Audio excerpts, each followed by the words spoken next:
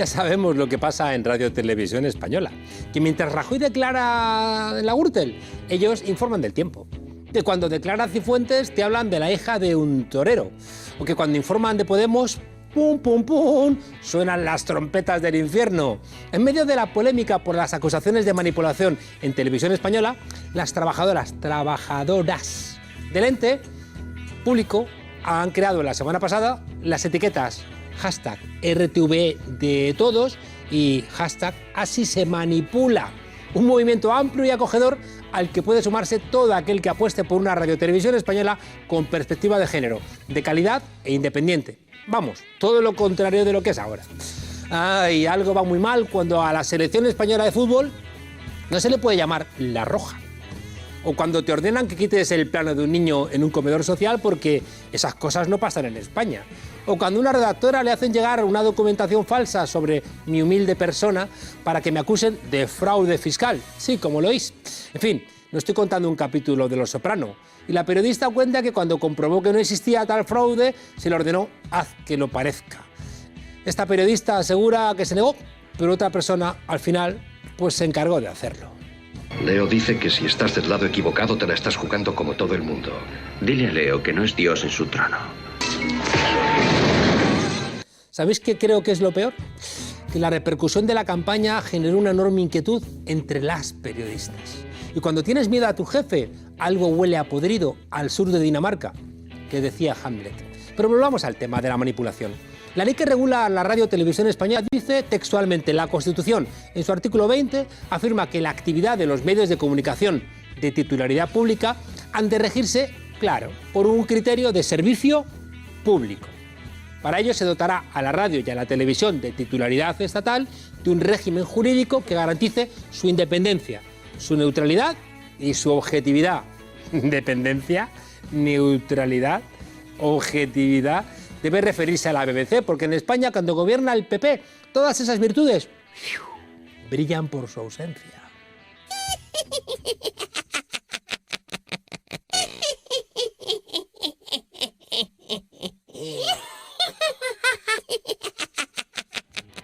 Remontémonos un poquito en el tiempo. Con la mayoría absoluta de Aznar, aterrizaron en la televisión española la flor innata de la caverna mediática. Antonio Jiménez, Carlos Dávila y el inefable Alfredo Urdaci. La Sala de lo Social de la Audiencia Nacional ha estimado favorablemente la demanda interpuesta por el sindicato CCOO contra Radio Televisión Española y Televisión Española Sociedad Anónima. Le condenaron por mentiroso y en vez de decir Comisiones Obreras dijo CCOO. ¡Qué enorme venganza de este galáctico de la manipulación!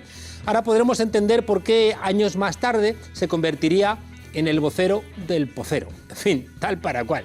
Urdacis al periodismo lo que el pocero a la construcción y la música militar a la música.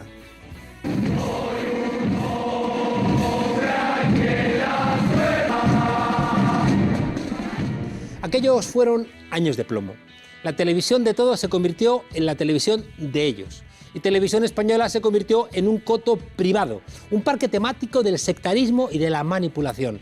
Fueron los años de los hilillos como de plastilina, para referirse al Prestige, de la boda de la hijísima de Aznar, que parecía una boda real, de la foto de las Azores, donde entrábamos en la política internacional, y por supuesto de las manifestaciones siempre censuradas contra la guerra de Irak.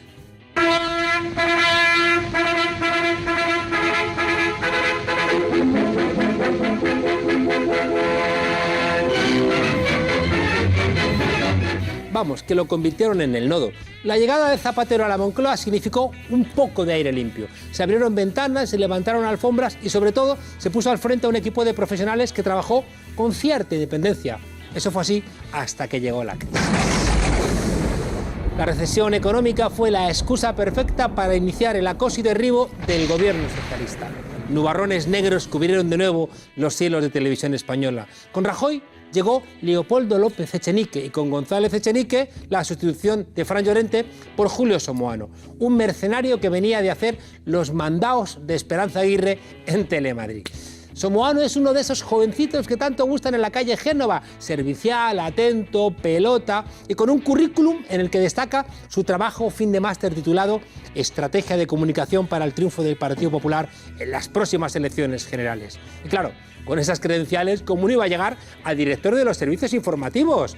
Los resultados no tardarían en llegar.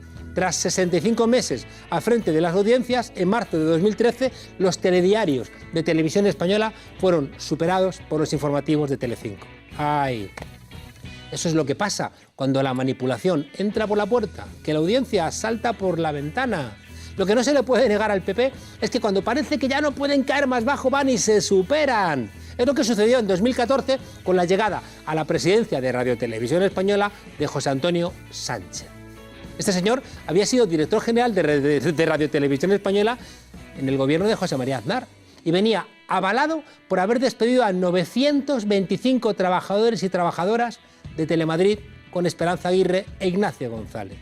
Con este señor, con José Antonio Sánchez, llegó Álvarez Gundín a continuar la obra comenzada por Somoano, otro independiente que venía de ser subdirector de Opinión y Economía de La Razón, ese periódico plural y objetivo dirigido por un caballero de la Concordia, mi amigo Francisco Maruenda. Con Álvarez Gundín se reactivó la caza de brujas. Se cargó a varios jefes de economía, de sociedad, de cultura, de internacional y por si esto fuera poco, cesó también al responsable de la 2 Noticias, el único espacio que todavía tenía algo de credibilidad.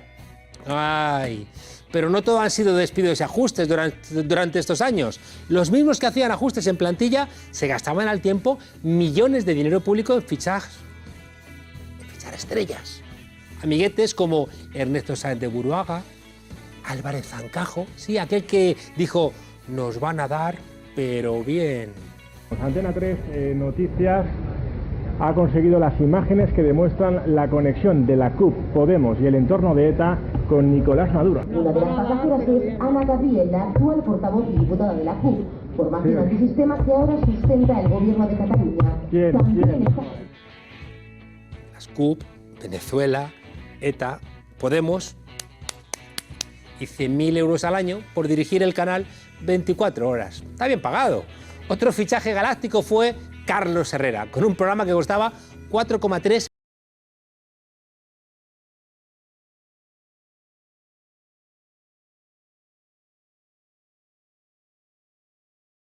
¿Cómo lo ves? ¿Qué más da? Pues lo vemos mal, Carlos. Pues tan mal que ese engendro fue retirado a las pocas semanas de su estreno. Pero claro, ¿qué más da si la cuenta la pagábamos los contribuyentes? Pues no pasa nada. Bueno, durante todos estos años de absoluta desvergüenza hemos visto de todo y casi todo malo. Durante estos años hemos tenido que soportar cómo en los telediarios de la UNA nos bombardeaban con piezas sobre Venezuela, que hemos llegado a saber casi el tiempo que hacía en Caracas, mientras obviaba la declaración de Mariano Rajoy como testigo en el caso Gürtel. Hemos tenido que aguantar la enésima reposición de Comando Actualidad sobre África, mientras La Sexta emitía un directo sobre el 1 de octubre y la represión en Cataluña. Todo fue tan ridículo y grotesco que han sido los propios trabajadores de Radio Televisión Española quienes protestaban al día siguiente ante la redacción bajo el eslogan de ¡vergüenza! Mientras Televisión Española tuvo un 8% de audiencia, otros canales hicieron datos históricos. Ahora que ya todo vale, ahora que ya todo vale, vamos a contar mentiras, tralala, vamos a contar mentiras, tralala. Pues a lo mejor están consiguiendo su principal objetivo, devaluar la televisión y la radio públicas hasta límites impensables. Gracias al PP, nuestra televisión es cada vez más irrelevante. Y toda esta cuesta abajo y este descrédito, ¿por qué? ¿Para qué?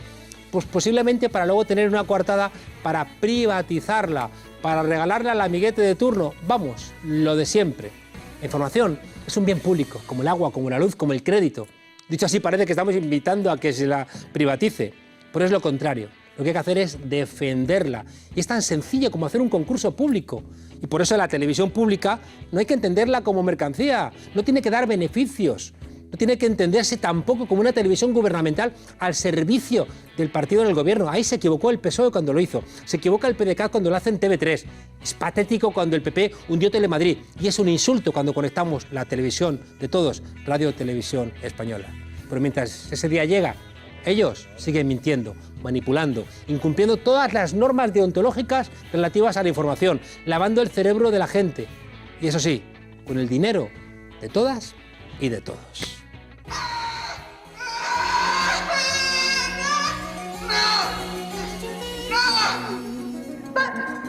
¡Paren, por favor, se lo pido! ¡Es un crimen! ¡Es un crimen! ¡Es un crimen! ¡Es un crimen! ¡Hyperman! ¿Cuántas Hypermaneras de jugar conoces ya? Muchas, porque mi Hyperman adopta todas las posturas. Y además, le cambio fácilmente el traje. Y tengo más de 50 modelos distintos. Hyperman, vive sus aventuras.